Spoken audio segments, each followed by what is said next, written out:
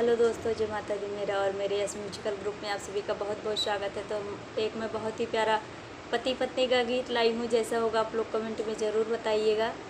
सभी को हमारे तहे दिल से धन्यवाद है, जितने भी लोग जुड़े हमारे चैनल से।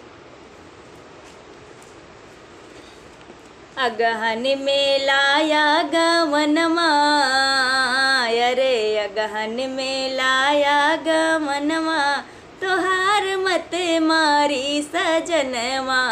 अगहन में लाया गवनमा, तोहार मत मारी सजनवा। मारी सजनवा हो मारी सजनवा, मारी सजनवा हो मारी सजनवा। अगहन में लाया गवनमा, तोहार मत मारी सजनवा।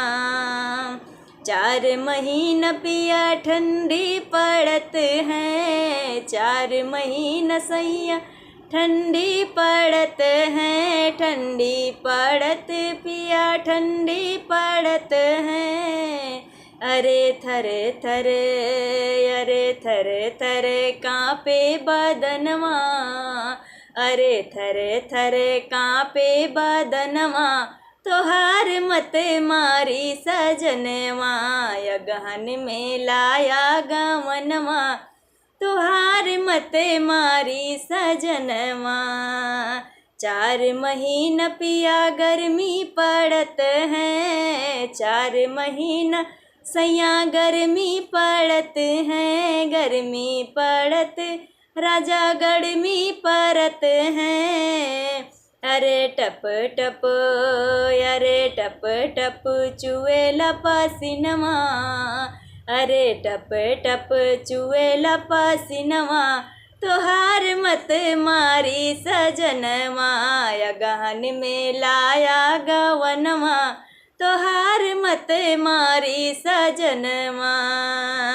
4 महीना राजा बरखा हुअत है, 4 महीना सैया बरसा हुअत है। बरसा हुअत पिया बरसा हुअत है। अरे टिप टिप, अरे टिप टिप चुएला भवनवा, अरे टिप टिप चुएला भवनवा। तोहार मत मारी सजनवा।